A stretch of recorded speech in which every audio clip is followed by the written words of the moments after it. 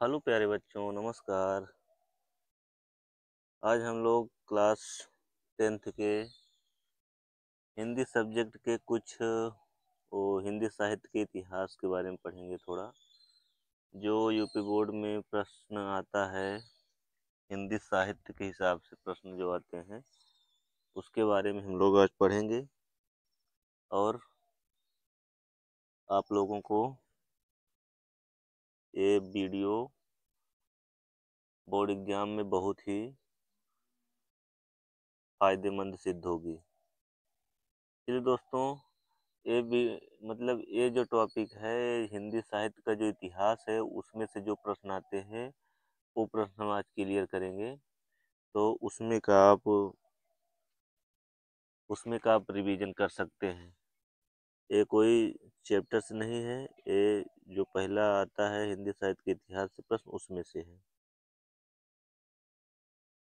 तो पहला प्रश्न कह रहा है कि गद्य और पद्य में क्या अंतर होता है।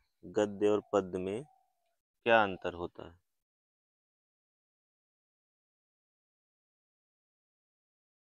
पहला प्रश्न कह रहा है कि गद्य और पद्य में क्या अंतर होता है। तो गद्य और पद्य की विषय वस्तु, भाषा शैली आदि पर्याप्त अंतर है। कह रहे हैं दोनों की भाषा शैली अंतर है। गद्य साहित्य की विषय वस्तु प्रायः हमारी बोध वृत्ति पर आधारित होती है और काव्य की हमारी संवेदनशीलता पर। अब कह रहे हैं गद्य साहित्य की जो होती है, जो गद्य होता है वो हमारी बोध वृत्ति पर आधारित होती है, यानी अपनी बुद्धि के हिसाब से होता है।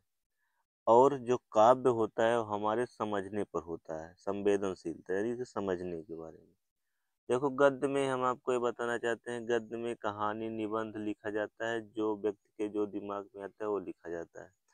लेकिन काव्य भी जब लिखा जाता है तो काव्य को पढ़ के आपके अंदर भाव उत्पन्न होता है, चाहे खुशी का हो चाहे दुख का हो। तो यही दोनों में इसका अंतर है। गद्य को आप एक लिखित तौर के ऊपर ले सकते हैं और जो पद्य है उसको हम लोग गाते हैं, गाया जाता है, सुना जाता है। विषय अधिकांशतः वही होते हैं जिनके बारे में हम अधिक सोचते हैं। गद्य मस्तिष्क के तर्क प्रधान चिंतन की उपज है। अब कह रहे हैं गद्य जो होता है वो अपने अपने चिंतन की उपज है, मतलब जो सोचते हैं कि मुझे ये लिखना है, निबंध लिखना है कि उपन्यास लिखना है, उसकी उसकी वो उपज है। और इसके मुख्य विषय हमारे दैनिक कार्यकलाप, ज्ञान विज्ञान तथा वर्णन, कथा, व्याख्या आदि हैं।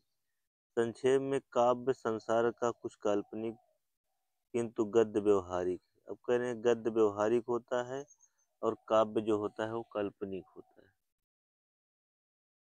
बस आप सीधा समझिए, ज़्यादा कोई ताम झाम करने की जरूरत नहीं है। गद्य इतना समझिए कि गद्य लिखने की प्रवृत्ति है और जो जो व्यक्ति जो कुछ सोचता है लिखने के बारे में वो एक कहानी या उपन्यास या आलोचना एक गद्य होता है। और जो काव्य लिखते हैं, जो कविता लिखते हैं, कविता हो गया, रोला हो गया, सोरठा हो गया, दोहा हो गया, चौपाई हो गया, ये सब होते हैं पद्य। बस अब आगे चलते हैं। आगे दूसरा क्वेश्चन पूछ रहा है कि वर्तमान हिंदी भाषा किस बोली का साहित्यिक रूप है।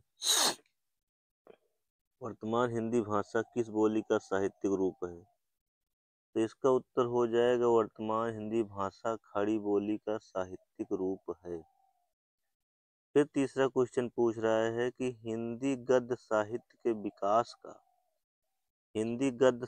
के विकास का विभाजन उनके काल के अनुसार कीजिए। अब ये बहुत इम्पोर्टेंट है, ये प्रश्न पूछा जाता है बोर्ड एग्जाम, यूपी बोर्ड के एग्जाम में, हाई स्कूल में, कि हिंदी गद्य साहित्य के विभाजन का काल बताइए।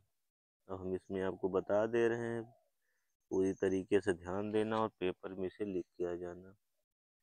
पहला काल है पूर्व भारतेंदु एवं अथवा प्राचीन युग, सबसे पुराना यही है। इसका कार्यकाल का समय है 13वीं शताब्दी सन 1868 ईस्वी तक इस काल का समय है। अब उसके बाद दूसरा आता है भारतेंदु युग। भारतेंदु का समय होता है 1868 से 1900 ईस्वी तक। ये आपके परीक्षा में जो प्रश्न बनते हैं कि भारतेंदु युग का समय बताइए, पूर्व भारतेंदु युग अथवा प्राचीन युग का समय बताइए, तो आप ये लिख सकते हैं जो हम अभी बता रहे हैं। फिर होता है द्विवेदी युग। द्विवेदी युग कब आता है? 1900 ईस्वी से लेकर 1922 तक ये आता है। 1900 से आता है, 1922 तक रहता है। फिर चौथा है शुक्लवादी युग। शुक्लवादी युग, इसमें आचार्य रामचंद्र शुक्ल जी आते हैं। ये युग आता है 1919 से लेकर 1938 ईस्वी तक आता है। फिर उसके बाद आता है शुक्लोत्तर युग, जिसे हम छायावादोत्तर युग भी कहते हैं। शुक्ल युग को हम छायावादी युग कहते हैं, शुक्लोत्तर युग को हम छायावादोत्तर युग कहते हैं। तो शुक्लोत्तर युग कब आता है? 1938 ईस्वी से लेकर 1947 ईस्वी तक यह युग आता है। फिर है अपना स्व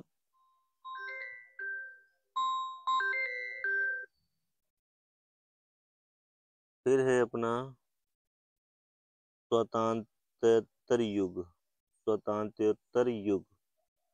स्वतंत्र युग में 1947 ईस्वी से अब तक 1947 ईस्वी से अब तक चल रहा है। 1947 ईस्वी से अब तक यह चल रहा है। अब चलो आगे देख लेते हैं।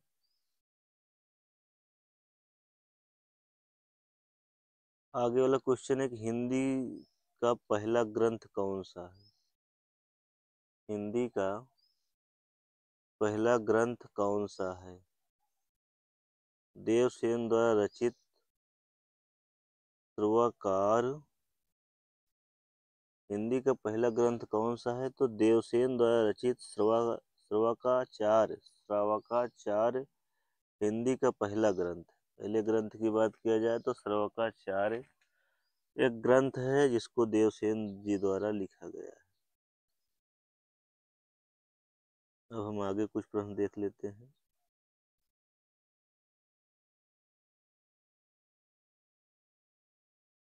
आगे प्रश्न ये है कि आचार्य रामचंद्र शुक्ल ने खड़ी बोली गद्य का प्रारंभ कौन सी कृति से माना है?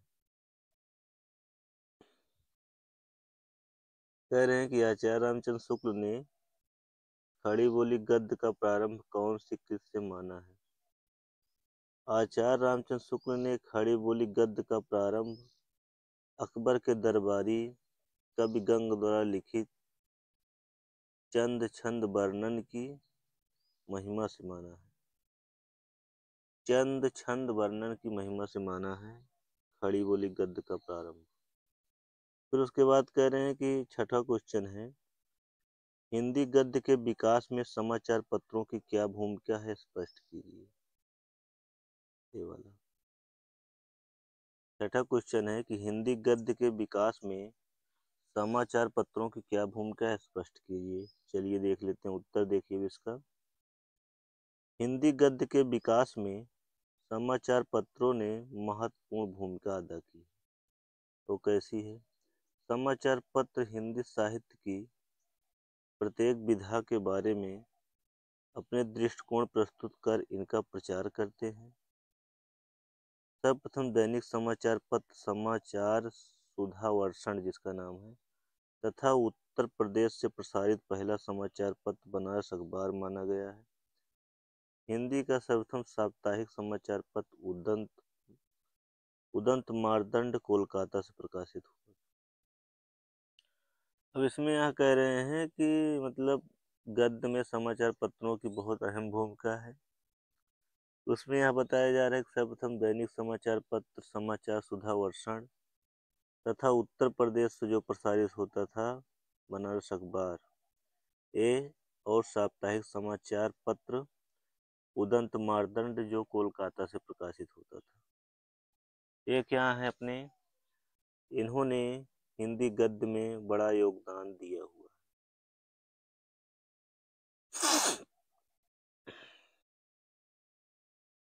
आगे क्वेश्चन पूछ रहा है 7वां,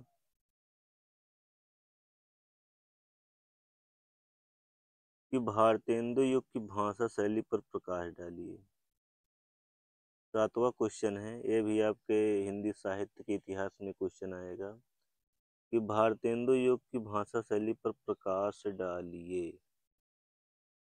इसमें बताया जा रहा है कि भारतेंदु युग में लेखकों ने पूर्ववर्ती लेखकों की एकांकिकता और भाषा शैली दोषों से बचते हुए हिंदी गद्य का स्वच्छ, संतुलित और शिष्ट रूप सामने रखा है।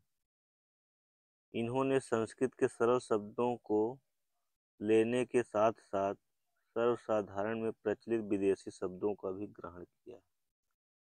अब कह रहे हैं कि इसमें जो लेखक हैं वो भाषा संबंधी दोषों से बचते हुए, यानी भाषा संबंधी दोषों को बचाया है और गद्य को स्वच्छ और संतुलित रूप में लिखा गया है। और उसमें कह रहे हैं कि कुछ विदेशी भाषाओं का भी उपयोग किया है गद्य की भाषाएं लिखने में। फिर कह रहे हैं इसमें तद्भव और देशज शब्दों तद्भव और देशज शब्दों तो इनकी भाषा में ही है। अब कह रहे हैं कि भारतेंदु युग में तद्भव और देशज शब्द का भी उपयोग किया गया है। इसके अतिरिक्त कहावतें और मुहावरे प्रयोग से भी इन्होंने भाषा को सजीवता दी है। भारतेंदु युग में भाषा शैली में आप पहले तो लिखेंगे कि एकदम भाषा संबंधी दोषों को दूर करके एकदम स्वच्छ और साफ, एकदम सरल लिखे हैं। फिर उसके बाद कहेंगे कि ये संस्कृत शब्दों का भी कुछ प्रयोग किए हैं और कुछ विदेशी भाषाओं का भी प्रयोग किए हैं और कुछ तद्भव और देशज शब्दों के भी इनकी भाषा में प्रयोग हुआ है। और फिर आगे लिखेंगे कि कहावतों और मुहावरों का भी प्रयोग इन्होंने किया है। बस यही है भारतेंदु युग की भाषा शैली। अब हम लोग थोड़ा नेक्स्ट क्वेश्चन पढ़ लेते हैं। नेक्स्ट क्वेश्चन है अपना,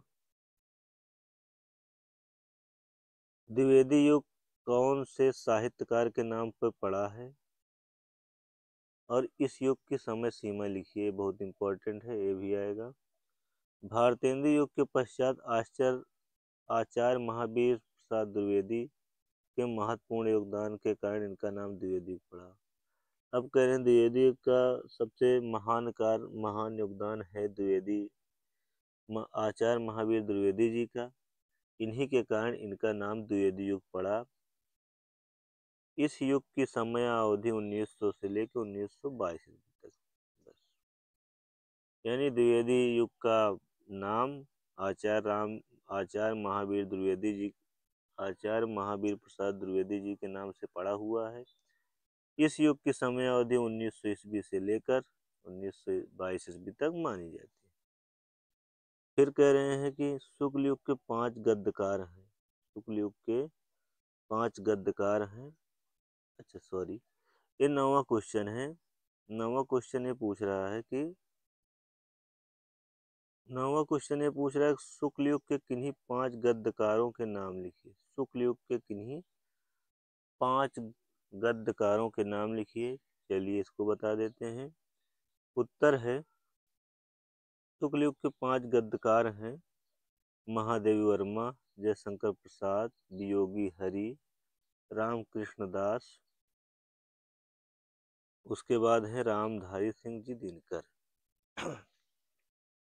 मतलब यही पांचों का नाम है, जयशंकर प्रसाद, महादेवी वर्मा, वियोगी हरि, रामकृष्ण दास, रामधारी सिंह दिनकर। यही 5 है।